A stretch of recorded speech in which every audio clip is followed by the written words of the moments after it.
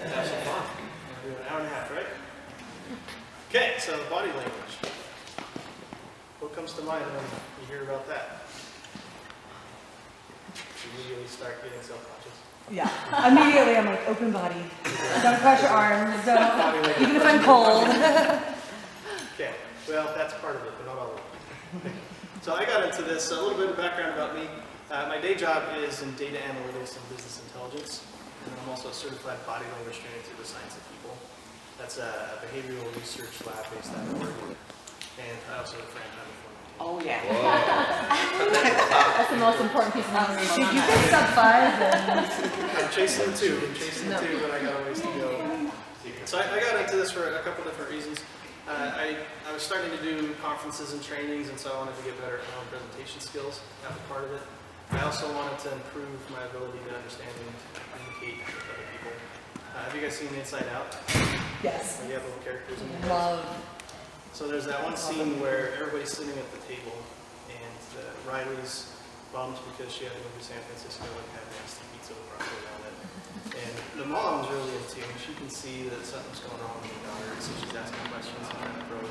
And the dad is just completely oblivious to what's going on. He's just sitting there eating his food and thinking about what's he was getting CrossFit moves.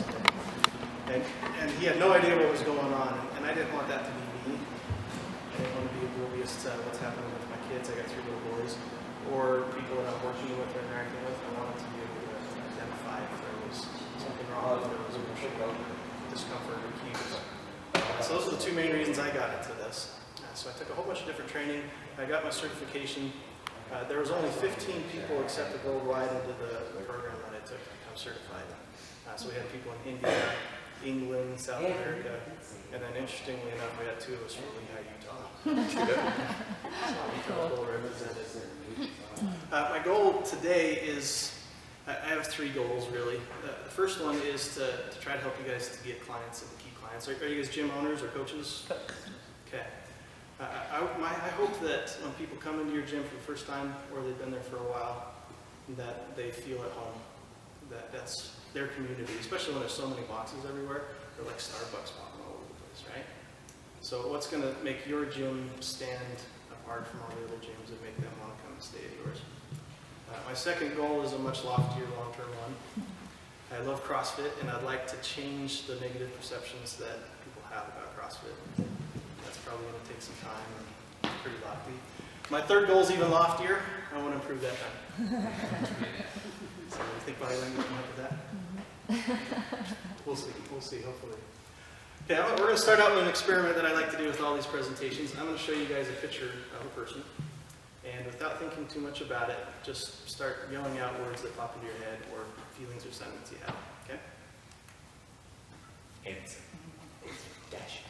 Okay, that's new. That's the first positive about it. Sad. Okay. Mysterious. Determined. Guarded. Yeah. Okay. Did I show this when I came to Bread Room? All right, cool. I usually don't get any positive sentiment from this guy. Handsome, I think that's the first one. Yes, handsome. They must have a little joke about It's like a Okay. Snapchat. Well, he's a military guy, and you've got military background, so maybe there's that hood of brotherhood. Right? Right? This is untrusting. Yeah. Yeah. So usually it's negative, and some groups of people I've asked this, I took what their responses were and I threw it into a word cloud so we could see some sentiment analysis. The bigger the words, the more frequently it comes up. Shady. Wants to kill Bowers.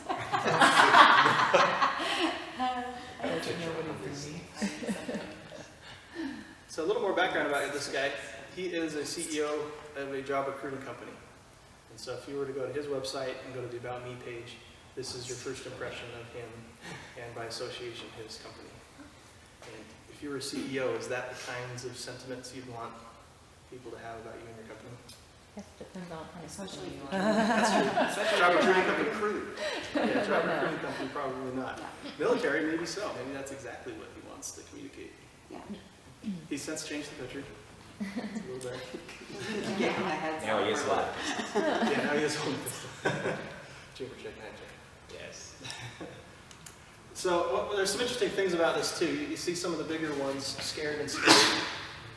that's consistent with what research is telling us about body language.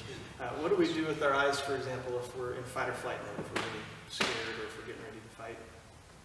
Our eyes will often get really, really big, taking our peripheral vision. And so he's got lots of whites in his eyes showing. And so even if we aren't consciously aware of it, that's starting to communicate to us that he's in fight or flight, that he's either scared or just scared. Untrustworthy was another big one. There's a bunch of things going on in this that's starting to make him look guarded or untrustworthy. One that we'll talk about in more detail is how steeply angled he is to the camera. That starts to affect how trustworthy he appears. So the point of this is this is just a picture, but already there's tons of information being communicated, and our brains are already making decisions about who he is, how capable he is, how trustworthy he is, just from a picture. And because I'm a geek, I like to watch shows about brain science. This is a clip from Brain Games on National Geographic. You like that one? That's cool. This is going to show you pictures of political candidates running for office, and using just the picture, see if you can guess who won the election. There's even such a thing as a persuasive face. Want to see what we mean? In this next experiment, we're going to show you the faces of different candidates from various local elections. We've paired up some of the winners with some of the losers. Something tells me somehow you're going to be able to pick the winner just by looking at them. Ready? Go. So, which candidate do you think won? Got it? Now here's the real result. Now how about these two? Here's the winner. What about these two? And the winner is... So how did you do? Did you pick most of the winners? The majority of the people we surveyed did. So how did you pick those winners?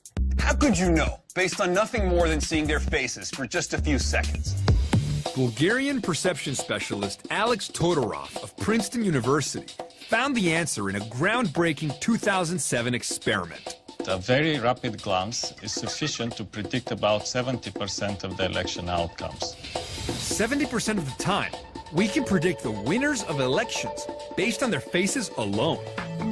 Pretty incredible. But what is it about these winners that persuaded your brain to vote for them? It's not just the clothes, the background, or even the smile.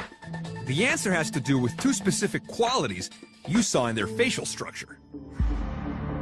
In our studies, we found that candidates who look more competent and more trustworthy were more likely to be elected in office. Competence and trustworthiness. You may find it hard to believe your brain can make such complex social assessments based on a face alone, but it can. 70% of the time, they can predict who's going to win. Obama won like huge marketing awards for like First his presentation. best, yeah, for his candidacy, basically, from marketing companies. That was the best advertising we've ever seen. You know what I mean? It's a powerful influencer, even if I'm being honest, I don't like it. It's all about how it looks. I prefer that we're choosing our candidates off their experience and their principles and not how good their picture is. That's not what advertising's about. That's right. It's That's all about exactly right. creating uninformed consumers. And so speaking But of, yes, jerk reactions. so does that still apply, would this still work on a national scale then, on the presidential race? Oh, yeah. Sure. We happen to have a presidential race. Yeah. Right. That's why we don't choose any of them. Yeah, I think I might too. I'll vote for you. So this Princeton guy that you're talking about, he's come up with different measures to, there was two traits in there, if you remember right, trustworthiness and competence. Those were the things that people wanted to see if they were willing to vote for someone. And so he's found things that contribute to perceptions of trustworthiness and competence. How wide your facial structure is makes you appear more competent. Your height, there's all these different kinds of things. And so he's come up with measures for electability and a little algorithm you can put candidates through to see how electable they are. And so he put all the major presidential candidates through the algorithm. And guess which two rows to the top of his algorithm as being the most electable? And this shocked me actually. I thought if all you had was a picture, then sure, you're going to try to make a judgment call on the information you have. But there's so much information out there about them that surely it wouldn't be still this influential on who we're voting for. But his algorithm matches the political scene. So good or bad? So they first started realizing how impactful this was when they first started televising presidential debates. Have you guys ever seen clips from this? Very first televised debate in 1960 between Kennedy and Nixon. So up until now, the debates would just be broadcast on the radio, so people focus mostly on the content of the message. But now there's a big part of the population that can watch it on television. And after the debate, they asked groups of people who they thought won. And of the people that watched it on television, most of them thought that Nixon had won the debate. But those that still listen on the radio, most of them thought that Nixon had won. Did I say Nixon before? Yeah, but Kennedy had won yeah. on those watching on television, and Nixon had won on the radio. And they didn't really know why there'd be such a discrepancy. It freaked them out. Nixon refused to do another televised debate after this. He said, it didn't work, I lost the election, this sucks, I don't know what's going on here. Lyndon B. Johnson refused to do it. It was like 17 years, I think, before they did another televised debate. In retrospect, now knowing what we know, it's a little easier to see why that is. I'm going to show you a clip of just the introduction of the candidates. And if you're an undecided voter looking for trustworthiness and competence, since those are the two big ones, who looks more trustworthy and competent, who looks more presidential, even just from... Good evening. The television and radio stations of the United States and their affiliated stations are proud to provide facilities for a discussion of issues in the current political campaign by the two major candidates for the presidency. The candidates need no introduction. The Republican candidate, Vice President Richard M. Nixon, and the Democratic candidate, Senator John F. Kennedy. According to rules set by the All right, what do you notice with Kennedy? How does he look? Poised and confident. Yeah, I keep getting the names mixed up. I'm going to start calling him Scott. Scott. Yes. You're right, Kennedy's all calm, composed, and like, I got this, no big deal, I'm relaxed. And Nixon would choose. He was twitching. Moving his hand around. He was like, not really sure where he's supposed to look. And he was like, Like Which camera do looks I uncomfortable. Yeah. yeah. Just even this, like. Yeah, even in this, we're in this snap. Yeah, even if he just put his feet together and just sat upright. Yep. But he's like just. It's very awkward. And part of this, a little bit of context, he'd injured his knee on the campaign trail, so maybe that's why. But context or not, Yeah.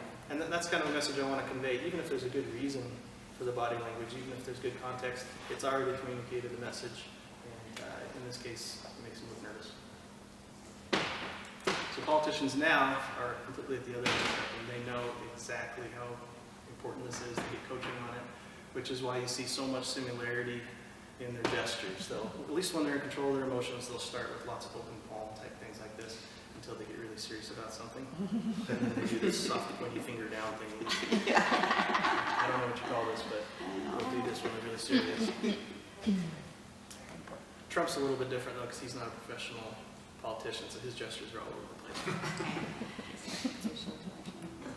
So the very first thing I want you guys to start considering, to add to your self-consciousness, is what kind of messages are you sending with your body language, and is it what you want to send? Is it consistent with your feelings and intentions? And as it relates to being coaches and gym owners, when somebody first comes in for their first impression of your gym, are they getting the message that you want them to get? And is it going to be powerful enough that they aren't going to just go down the street to the other gym? How many gyms do you have close to here? You got Ute CrossFit? That's 4. Yeah, and they are like Starbucks. We've got 3 in Lehigh. That's where I'm from. We've got 3 in Linden. It's crazy, huh? Yeah. So you got to have something to stand out, and this is going to be a huge impact when they first come into the gym. So what we want to, there's going to be those two traits, trustworthiness and confidence. Those keep coming up all over the place in our study of body language. So what it really is a balance of warmth, openness, and trust, but also power and competence and confidence. If you can have a perfect balance of that, then that's where people are going to trust you. They're going to see you as confident, and you're going to have a better chance of getting jobs, getting clients, all those kinds of things. If you're seen as cold and incompetent, you're kind of a D-bag. Nobody likes you. Okay, lots of contempt and resentment towards that person. We probably all know leaders that fall into this quadrant that appear very powerful and confident, but they're cold, they're jerks. And they may get things done, they may get results, but they don't lead and influence, they don't inspire. And then up here are the, bless their hearts. Probably all thinking of someone like that right now. You like them, they're awesome, but you can't trust them with something important. The good news is that non-verbally you can boost your perception of warmth and confidence.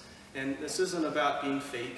I mean, you could do it because politicians do it all the time. But this is about being authentic. A lot of times we're intending to communicate these kinds of things, but we may just not know how. Okay? So where this information comes from, my certification is from the Science of People. And given that I have a lot of data analytics background, I wanted something that was rooted in scientific research as much as possible. So the information we're going to talk about today comes from a bunch of different research studies. We have a database of over 2,500 research studies so that this can be as credible as possible and not just some body language myth you hear about on TV somewhere. And the other thing I want to focus on is something that's really simple that you can apply. So when you leave here today, there's some things that you can try immediately and then see if it's starting to work and see what impact it has. So most of our communication, depending on the study, is nonverbal. It's anywhere from 60 to 93% of our communication is nonverbal. If we're having to give a talk or go into a job interview, where do we spend most of our prep time? Up here in the verbal part or on the presentation side, on the nonverbal side? If you're like me, it's up here. Even though I know better, I still tend to do this if I have a presentation coming up. Okay, what am I going to say? When the how is a much bigger part of it. There's even an argument to be made that it's the more powerful part of the communication. And if we were to go down the street to McDonald's, we could probably see this in action. The person there at the register is not having a good day, and they're going to say something like, "I'm so happy you're here, welcome to McDonald's. Would you like fries with that?" And verbally, they said they're happy, right? But are they? What are you going to believe, what they said or what you see? Oh, I always believe the body language over what anyone says. That's going to be the one that most times we're going to trust. It's the more You're honest more part. likely to lie with your words than you are with your body language, because most people aren't That's consciously aware of what they're communicating with their body language, so it That's truth right. comes up. And we'll get into some of the brain science of why that is. The primitive part of our brain where the body language generates is a much faster acting part of the brain than the prefrontal cortex that says, oh, I should be careful about what I say on the line. So we'll talk about that too. So to illustrate how powerful this can be, there was a professor that wanted to see if he could boost his student approval ratings at the end of the semester. So at the end of the semester, he's rated on these kinds of things. And so he had 2 different classes, and he kept the verbal content exactly the same between the classes. But in one, he used positive power body language. And he was hoping in doing that, that he could improve his scores of accessibility and knowledge. And that kind of relates to the trustworthiness and competence too, right? Accessibility is kind of a warmth and trustworthy kind of thing. And knowledgeable, they have to know he's competent. So he was hoping that would improve at least that part of his score. Any guesses what actually happened? Those 2 did go up, along with everything else. So even though you wouldn't think that power body language would contribute to being more organized or fair, in that class with the power body language, they thought he was more fair. And the textbook was really interesting because he didn't use that in the lectures. He didn't write the book. It was just something for homework. But the textbook looked better in the power body language group. So there's this powerful halo effect that once they see you in a positive light, everything looks better in relation to you. And so that's why it's important when someone comes into the gym, if you're the first person they're going to meet, if they have a positive impression, then hopefully you'll get that halo effect for the entire box. This is a YouTube video I found that illustrated kind of how the halo effect works. This middle bar graph here represents your actual skill level in some of these areas. So let's say that your accounting skills are really awesome. That's one of your strengths. Sales is kind of a weakness that you have. And then leadership's pretty good. If you come in and have positive impression on somebody, it's going to raise their perception of all of that stuff. So accounting still looks like strength, but it looks like even more of a strength. Sales might no longer look like a weakness. It might actually look pretty good, and his leadership looks better. But if you have a negative first impression, it does just the opposite. It tends to drag everything down. So I work in the corporate world too, and I can see this, that we work with a lot of different customers, and whether or not we're successful in their eyes seems to have more to do with their perceptions than our actual work. If they like us, we have a good rapport, then we're probably successful. We're going to have a much better job getting things done. And it all starts with that first impression, the halo effect. A couple of other things I want to point out too, because it always comes up. Is body language nature or nurture? Is it learned behavior, or is it just part of who we are? What do you guys think? Maybe a little bit of both. Yeah, a little bit of both. I mean, this kind of gives it away too. There is some learned things that we get from our cultures, but a lot of it is just part of our wiring. It's part of the neuroscience, part of our primitive brain that we have. And some research studies that show this, they've had twins that were raised separately, so different environments, but still have very similar body language.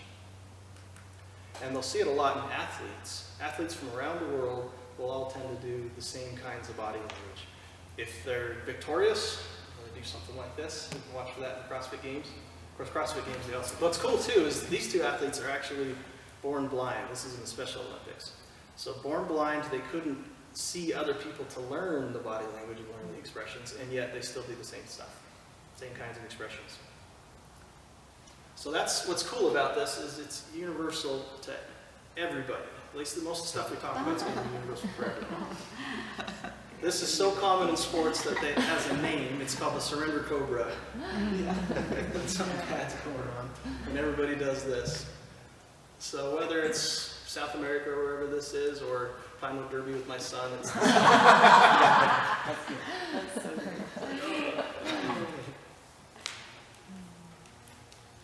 So let's talk a little bit about, if we want to be here, where do you think the world would put CrossFit in this quadrant? And what are some of the rumors and negative perceptions of CrossFit? You're going to get rhabdo. You're going to hurt your back. Maybe competence. Scary. They put like a lot of fear. Yeah, I would say the fear and envy. I can do that. I can. Yeah, I feel like I get a lot of that. Now, would you guys rate yourselves, from an internal perspective, would you rate yourselves different on the quadrant from the rest of the world? Or is it about the same? Scott kind of scared me sometimes. Gonna make you be burgers. Okay, so I think that's kind of the direction I want to go today. I think that we tend, you guys can tell me if you think differently, but I think on the competence side within the community, we do a pretty good job showing power and confidence in our body language. I don't see a lot of coaches going around with low body language going, okay, can you please do a burpee for me? They seem pretty confident. So where I want to focus today is on this other axis, and focus on some things that can increase our openness, warmth, and connection with our clients that we're working with. Sound good? Would you guys agree that's a good place to start? Okay. All right, so I'm going to skip some of the power body language. Get into something a little more specific, though, that's really cool that we can do with our hands. This is a guy that's been studying body language for decades, and he does an experiment oftentimes with groups of people, asking them to do something, and he gets some interesting results with just some simple changes. I'm going to say the same thing 3 times. I'm going to change only what I do with the palms of my hands. Now, I keep my body fairly still, so I don't use any other body signals to infiltrate this. And I'll keep my voice as close to the same as I can. I say as close as I can because we know that when you change your body language, it's hardwired in your brain to change the way you sound. So I'll try to keep it as close as I can sound-wise. And I'll use exactly the same words, same instruction 3 times. Now, your task is to decide, do you accept what I'm saying? Do you want to do it, or do you reject me? Do you want to fight me, or do you want to go along with it? You want to say yes or no. That's all you've got to do. Okay, we're clear on this? Here we go. First instruction. Now, don't do this, just imagine this is what we're going to do. Now, in a moment, I'm going to ask the people who are sitting in these seats here, I'll invite you to come and sit on this side of the room, please. And I'll invite the people here to take their seats. Now, those in the back of the room can come forward to the front, and those of you in the front can sit anywhere you choose. Now, raise your hand if you feel okay about what I'm asking. Who feels okay? Raise your hand. And so just about all of you are prepared to do what I want. You don't even know what it is, but you're prepared to get up and do what I want because you feel like I won't threaten you, I won't intimidate you, Ellen won't make me look silly. This could be a bit of fun. That's what your mind's thinking because I use a signal that appealed to your ancient brain. Let's try the second instruction. Same words, same voice, changing only the palm. Here we go. Now I'm going to ask the people sitting on this side of the room here, I'll invite you to come and take these seats, and the people there, if you can sit over here, please. Those at the back, come forward, please, and sit here. And those in the front can sit anywhere they like. Give me a word that goes with this. What are you feeling? A word. Okay, who feels like you're getting an order? Raise your hand if you've got an order. Okay, think about this. So are you telling me that all I have to do is change my palms from an upward position where you wanted to do anything I wanted without question? Now I've turned it over. Now you're saying to yourself, hang on a minute, this guy's giving me an order. Well, maybe I don't want to do that. I'm an independent. I'll just check it all out. Make me laugh, funny guy. So now, many of you are resisting. Let's try the third approach. Now, I'm going to ask the people sitting in these seats here, if you can come and sit over this side of the room, please, and those seats can sit here. In the back of the room, if you can come forward, please. Sit here. And those in the front can go anywhere you like. Now, give me a word that goes with this, a word. Not a gesture, a word. I guess that was a word. What are you feeling with this? Well, this is more than an order. This is a directive. You have no choice, and you're an idiot. So we tested this in a very simple way. You know what I mean? Like, when he makes you Doing feel like, something wrong. That's yeah, probably like, why I do this with my kids. doesn't do it. Well, I was gonna Oh, say, that's- we used to yeah. call that the finger. My mom would give us the finger, and you knew if she was doing it, you were in trouble. And you notice that it tends that way as you get more angry. Like I'm usually pretty good with my kids until I start getting angry, and then even angrier. And then it becomes one of these. Yeah. It's cool because it's a simple thing that we can do if we want to. I mean, sometimes you want to point. Maybe that's exactly what you want to communicate, but that gives you power to decide. This is exactly what I want to communicate in this case, whether it's openness or telling people what to do.